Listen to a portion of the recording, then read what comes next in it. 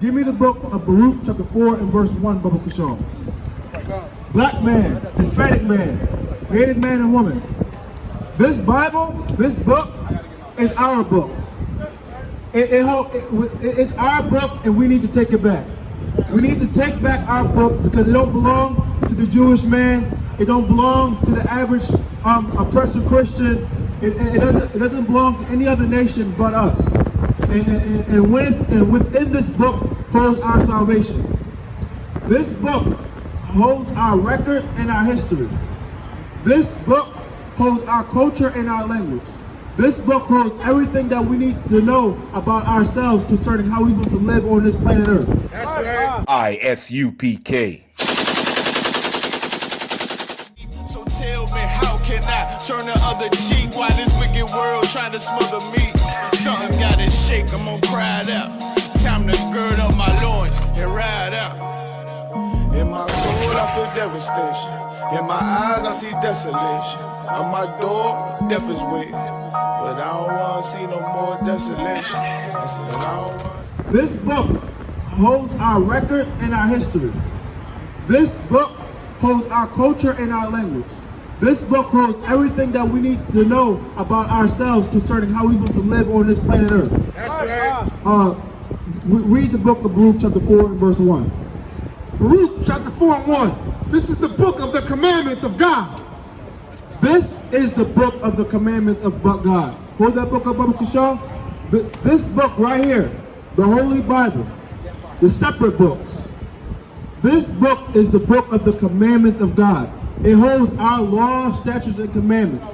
It holds what we must do on this planet Earth as Israelites. If we obey the Most High God, we will be on top of the planet Earth if we obey these laws, statutes, and commandments. Read. And the law that endureth forever. And the law endureth forever. It doesn't endure for a little while. It doesn't endure for a minute or how long you want it to. It endures forever. God's laws will always be in effect. The Christian church says God's laws are done away with, but that's a lie, because it says it right here. The laws endure forever. It's always occurring. It's always going to be done. It's always going to be in effect. It's always going to have authority on this planet Earth, and we should obey it. Read. All they that keep it shall come to life. Black man, Hispanic man, Native man, and woman. We need to keep it so we come to life. Don't you want the breath of life? Don't you want to stop being the walking dead? Don't you want to stop having your bones dried up? Stop being dried up? We need to stand like a mighty army on this planet Earth, and to do that, we need to follow these laws, statutes, and commandments, because that's going to give us the breath of life. That's what's going to bring us to life. That's what's going to be able to show us how to move on this earth. That's what we need to do. Read. But such as leave it shall die. But such as leave these laws, statutes, and commandments, only death is waiting for us. There's traps all around in America. The drug game, whores, stealing, prostitution. There's so many traps that's laying wait. And we won't be able to avoid them if we don't keep these laws, statutes, and commandments, because we won't have no compass, no sense of direction of how to move. Read. Turn thee, O Jacob, and take hold of it. Turn thee, O Jacob, and take hold of it. Who's Jacob? Jacob is the forefather of the blacks, Hispanics, and Native men and women. His name was later changed to Israel, and he is the father of all the 12 tribes. It's found on this 12 tribes, but from Judah all the way down to Issachar. He is the father of them. And it says, read again from the top of the Kasham. Turn thee, O Jacob, and take hold of it. And take hold of it. What do we need to take hold of? This book. This book is what we need to take hold of. And it told Jacob to take hold of it. It didn't tell the Arabs, it didn't tell the oppressor, it didn't tell the East Indians, it didn't tell the Africans, it didn't tell any other nation but Jacob. That is who's supposed to take hold of this book. We need to take hold of these laws, statutes, and commandments. Don't you want to learn your language again? Don't you want to stop speaking a tongue, a backwards tongue at that?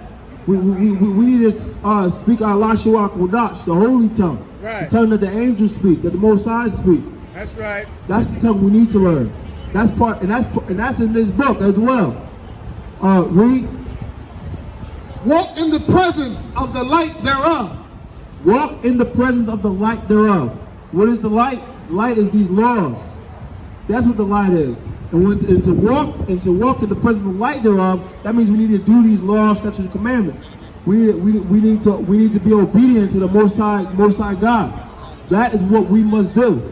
We need to be a light on this earth. That's what Christ said. Don't hide your light. Don't hide your light underneath the table, underneath a bushel. So let all men see your light. Right. Don't be ashamed of your culture. Don't be ashamed of your heritage. Right. Just do as you taught. Learn from the priests and prophets of the Israelite school of universal practical knowledge. See how they move and put on that same spirit. Put on the Holy Spirit that the Most High God will give you if you obey these laws, statutes, and commandments. Because to obey God is to do His will, and once you start doing His will, He's going to give you the spirit that you need to be in, and that's the spirit of warfare.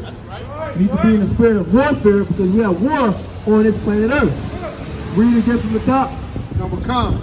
Turn thee, O Jacob, and take hold of it. Walk in the presence of the light thereof, that thou mayest be illuminated. That thou mayest be illuminated. Don't you want to shine? Don't you want to be a leader? Don't you want everyone to follow you?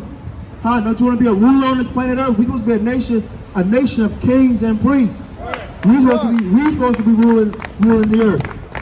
To do that, we need to obey these laws. And when the Lord will put us up on top, and then the heathen will be under our foot, under our neck. Our foot will be over their neck. And we'll be in charge. Read. Give not thine honor to another. Give not thy honor unto another. We need to be selfish with this book. We need to be selfish with our laws, statutes, and commandments. It was only made for us. We're not supposed to give our honor unto another. That's the other nation. We need to take hold of it. We need everything that's about Hebrew Israelites, everything that's about this Bible. We need to take hold of it. And once we do that, we will be respected on this earth. We will have the glory. The Most High is going to make sure of it. Read. Nor the things that are profitable unto thee to a strange nation. Nor the things that are profitable unto thee unto a strange nation. What's the most profitable thing for us? These scriptures, these laws, these statutes, these commandments. That's the most profitable thing we have. What's in it? The promises, the promises, the kingdom to come, the kingdom of heaven, the prophecies concerning the downfall of Esau's kingdom. That's right. For Esau is the end of the world, and Jacob is the beginning of it that followeth. That's right. We need to take back our book.